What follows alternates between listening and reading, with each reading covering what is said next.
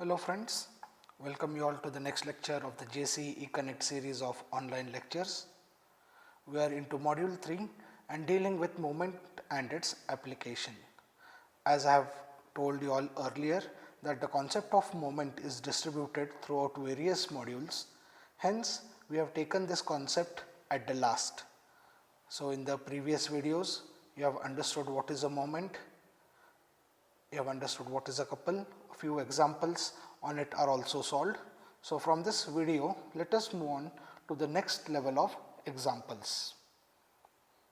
So firstly, to start with, it is problems on coplanar non-concurrent force system. So you all now clearly know what is a coplanar non-concurrent force system. Non-concurrent means the forces are not meeting at the same single point, but coplanar means that they are acting in the same plane.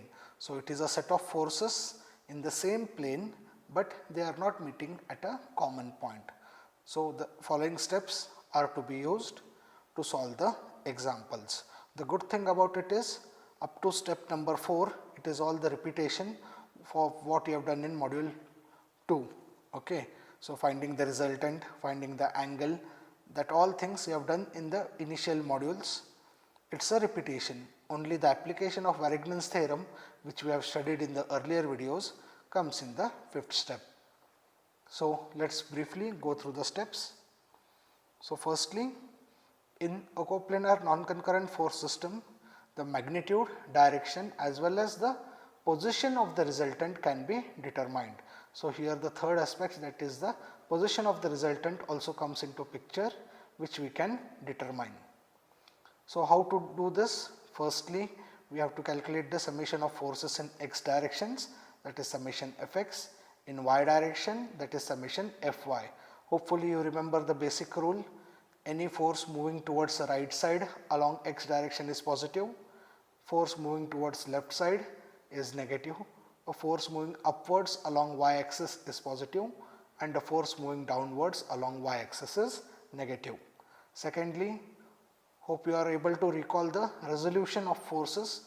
It is a process where we break a single force into two components, one along horizontal axis and the other along vertical axis. Okay, so horizontal component adds up to the fx, vertical component adds up to the fy. Generally, the angle made by the force with the axis, that component is the cos component, means your force is making an angle with the x axis, then the x component will be cos and the y component will be sin. Similarly, if your force is making an axis with the angle with the vertical axis, then the vertical component becomes cos and the horizontal component becomes sin. This is all what you have studied very well in the classroom itself up to the first internals. So once you get summation fx and summation fy, next thing what you have to do is calculate the resultant. It is calculated by using the formula square root of summation fx square plus square root of summation fy square. Then next, the direction of the resultant, theta, which is given by the formula tan inverse of summation fy upon summation fx. Now up to this you have done in case of coplanar concurrent force system also. So this exercise up to step number 4 is quite similar. Now comes the application of Varignon's theorem in determining the position of the resultant. The position of the resultant is the perpendicular distance from the point at which we are locating the resultant and its x and y coordinates. In the previous video of application of moments, we have already discussed how we locate or how we find the x intercept and y intercept. So the formulas which we have to use is d is equal to summation of moments upon r. We are taking modulus of it, that means it is irrespective of the sign. So x intercept is summation fx upon summation fy and y intercept is summation m upon summation fx.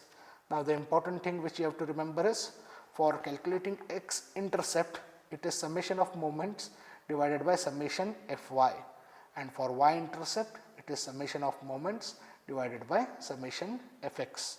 Okay, and all the distances which we are measuring will be taken as positive only, no distances measured in negative value. So, these are the 5 steps, or in fact 4. First one is a general statement which we will have to follow to obtain the required solution.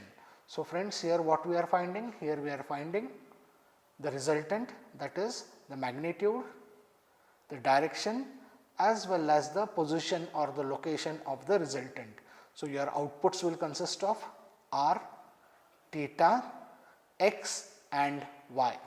Okay. So, you will get 4 outputs. These examples are frequently asked in your final exam for 8 to 12 marks. So, I have made an effort to make the things easier by introducing some animations and colored pictures which you will see in the video.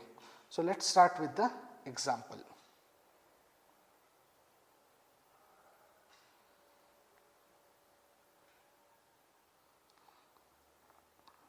So, now in this example, for the rigid plate ABCD subjected to forces as shown in the figure, obtain the magnitude, direction and line of action of the resultant of the system with respect to point A.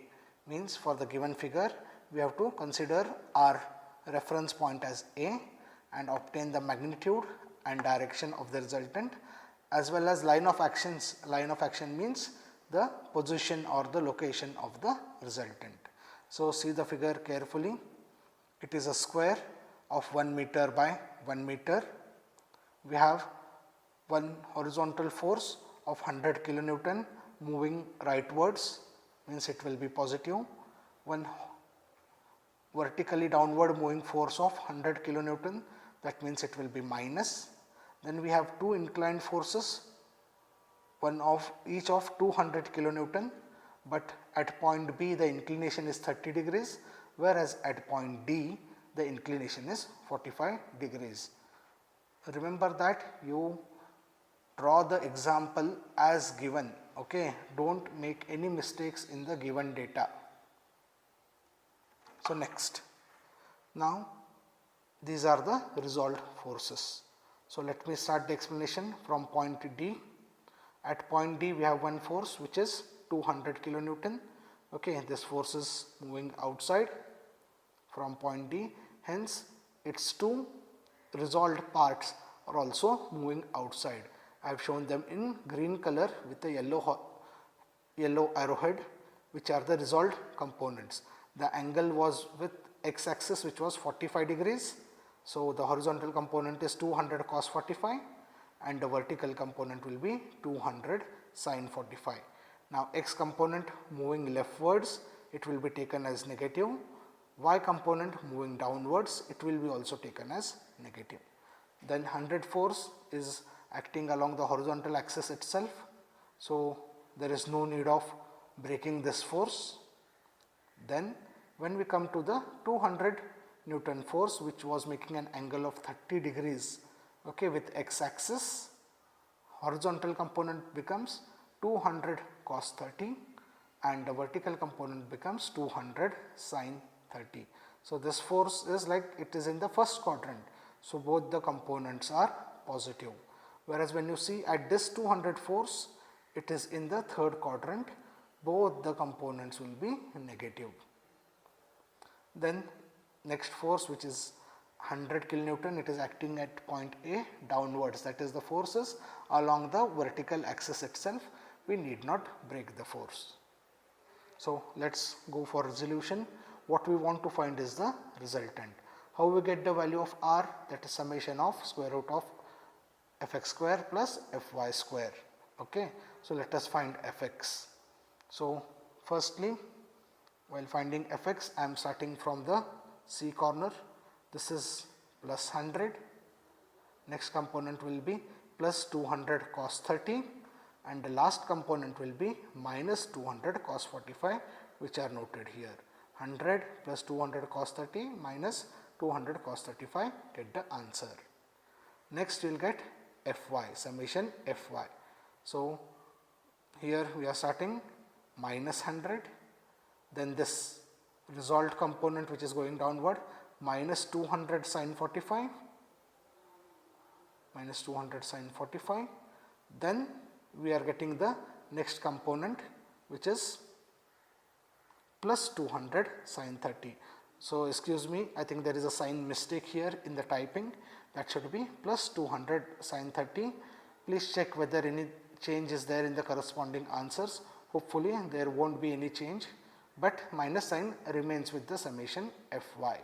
Again I am repeating, here by mistake minus sign has come, or just it is a check for you all when you are copying whether it is right or wrong. Okay, so minus 200 sin 30 है, ये force लेकिन ऊपर जा रहा है, so take this as plus. Okay, so, erase this minus when you are making notes and take it as plus. So we get here summation Fx, summation Fy. Then we find the resultant, which is the square of summation Fx square plus summation Fy square, sorry, square root of. We get the R answer as 193.3 kilonewton. So resultant we have got. Then we get the direction by our formula, tan theta is equal to summation Fy upon summation Fx. Therefore, theta will be tan inverse of this value, we get as 1.073. Please work out and get the correct angle. I have kept some fill in the blanks, I have kept some mistakes purposefully, so that you will be able to correct them if you make the notes. If you copy it as it is, then it is difficult. So here the first stage gets over, which was quite a repetition of the previous things which we have already learnt. I will repeat. What I did here is, firstly I resolved all the inclined forces. Okay, so these two forces, one is this 200 force and other is this 200 force, were inclined. One was inclined at 45 degrees, other was inclined at 30 degrees. So I resolved these two forces into its component forces. Okay. Other two forces, as they are acting horizontally and vertically, I need not resolve them. Then I took the signs. Here there is a mistake in this sign. Okay, it has to be taken as plus 200 sin 30. After doing that, I calculated summation Fx and summation Fy. Using that, I found out the resultant. Then using the tan theta formula, I was able to find the value of tan theta. Theta will be equal to tan inverse of the answer. Okay, so you will get the value of theta. So this is the first part, hopefully this is clear. Now comes the second application, wherein the concept of moment and application of Varignon's theorem comes in to determine the location of the resultant, because as discussed earlier, in these examples we are finding the magnitude, direction as well as the position or the location of the resultant. That is, now we need to calculate the x intercept and y intercept with respect to the given reference point, which is A. So let us start with it. Then now here, what are the things to be remembered? When we take the moment, clockwise moment will be taken as positive, anti-clockwise moment will be taken as negative. How we find the moment? It will be the force into the perpendicular distance. Okay, force into perpendicular distance, clockwise positive, anti-clockwise negative. Then the next important or the most important concept here is, if the line of action of a force passes through the point under consideration. Now here the point under consideration is point A. If line of action of any force passes through point A when extended, okay, it will produce zero moment.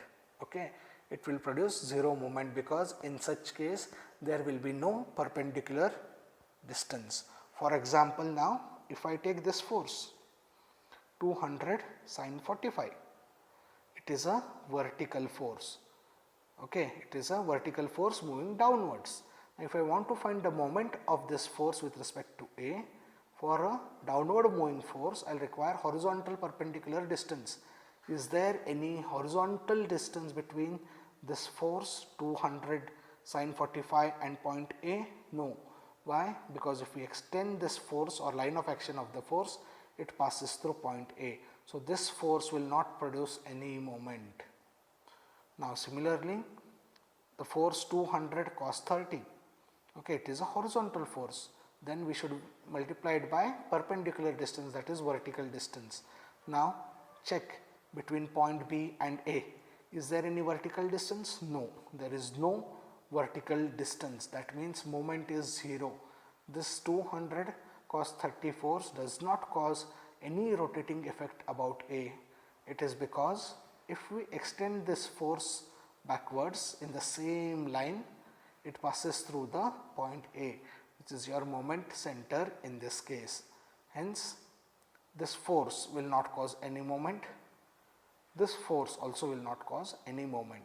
Now, what is left with us is one component, second force, and this one component.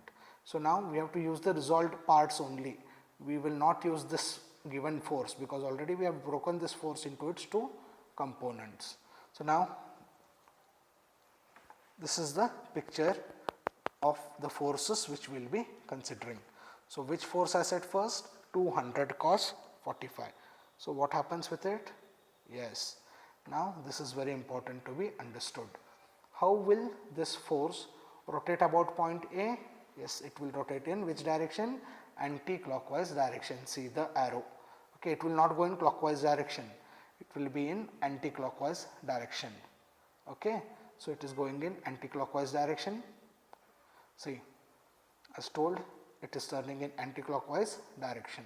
So, 200 cos 45 will cause a negative moment about which point? Point A. How is this force? Horizontal. Okay, this force is horizontal. So, distance for multiplication will be vertical. Okay, AD will be the perpendicular distance or the vertical distance by which this force has to be multiplied to get the moment. So, vertical distance in this case is also 1 meter itself. So, your moment of this force about A will be 200 cos 45 multiplied by 1. Getting the point? So, only I have kept the arrow, this is anti-clockwise. So, now next force, okay, 200 sin 30 force I have taken. See how it is moving? Again this force is moving anti-clockwise. See the arrowhead, okay, it is clear the force is moving anti-clockwise to create a rotating effect at point A. Okay. Now, how is this force? 200 sin 30 is a vertical force. So, which distance we have to take? Horizontal distance, that is BA. Okay. We have to take here the horizontal distance BA, which is 1 meter itself, and the moment will be anti-clockwise. So, let us see how is the moment here. The moment will be anti-clockwise. Okay. See the moment. Towards point A, it is anti-clockwise. Getting the picture? So, only I have tried to use this animations so that it will become easy for you all. Now, let us come to the third force, which is the force of 100. Now, when we want to move from 100 towards A, how will be the moment? Clockwise. Okay. We will move in clockwise direction, we will not go in the other way. Okay. We will not go like this. We will come, the easiest path available will be this path for moment, which is in clockwise direction. So, how is the force? Horizontal.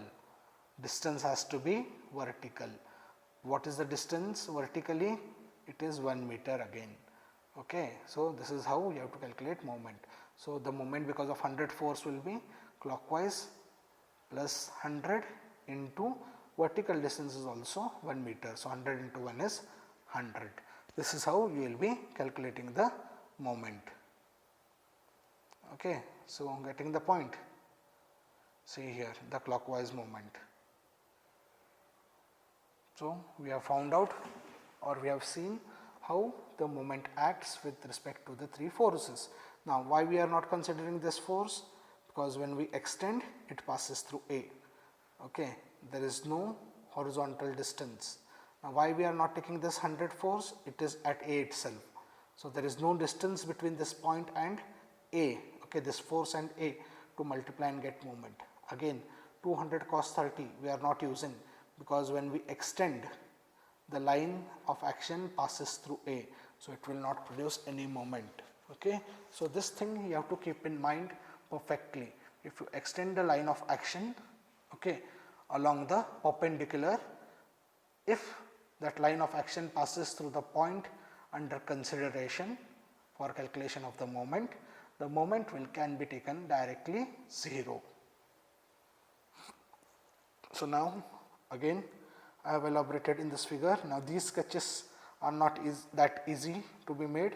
We have to do it in AutoCAD software, change the colors, import it into the PowerPoint presentation and then present it. Okay, so if any mistakes are there, again we got to go back to AutoCAD, edit, again take the pictures, again come back here and edit.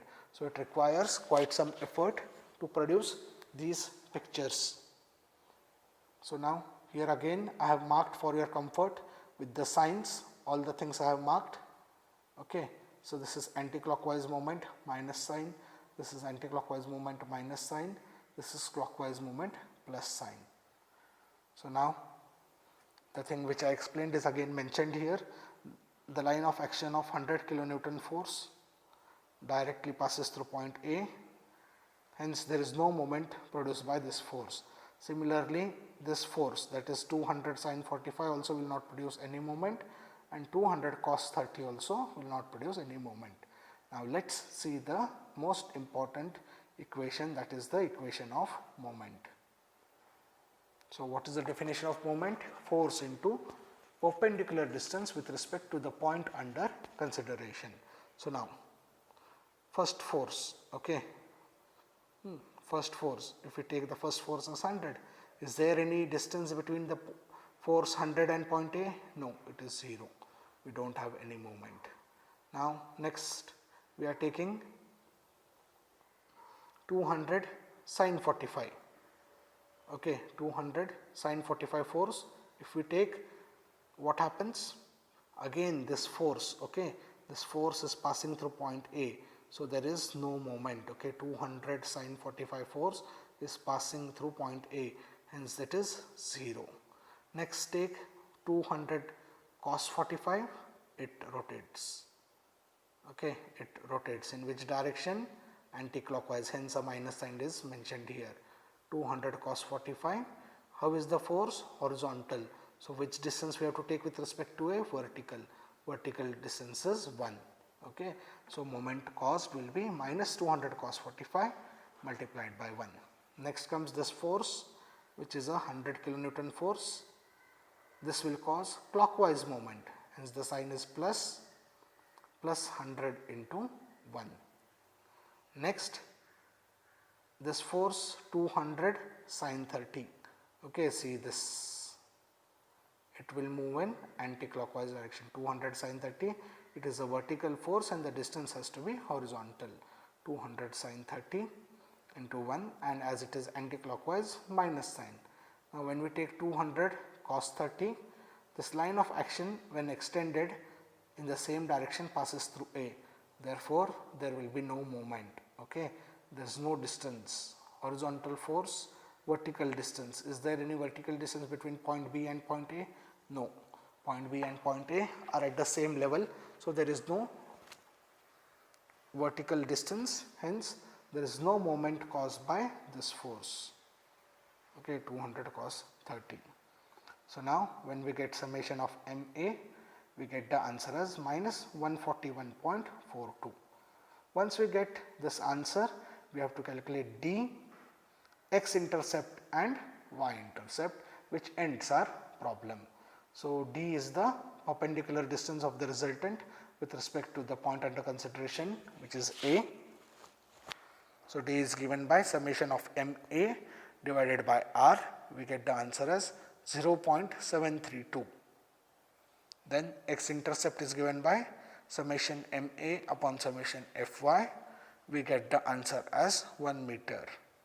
And the Y intercept is calculated by summation of MA upon Fx, summation Fx. we get the x-intercept as 1.073. That means with respect to point under consideration, which is point A, the resultant lies at x distance of 1 meter and y distance of 1.073 meters. So now if you want to put it in the form of figure, this is the x distance 1 meter. So this is the x point. Y distance is which one? This y distance. It is 1 plus 0.73. Okay, 1.073. This is your y ordinate and this is your x ordinate. Draw this line, extend it, which will represent the resultant. Okay, so I have made my wholehearted effort in trying to make the things easy for you all while conveying. Hopefully you understand the things. If not, I request you all to please revert back to get your doubts cleared. Then try this example for homework. Here the point to be considered is again point A. Here we have one horizontal force, two horizontal force, one vertical force and one inclined force as 45 degrees. Okay, the inclined force has a magnitude of 100 root 2 Newton. Okay, so when you are finding moment about A, this 200 force will turn this way, anti-clockwise direction, 100 force will turn this way, clockwise direction. One of the component of 100 root 2 Newton passes through A itself, so no moment. Other vertical component will cause the moment. So hopefully you are able to solve this example. So that's it for today's class. We'll see you in the next lecture. Thank you.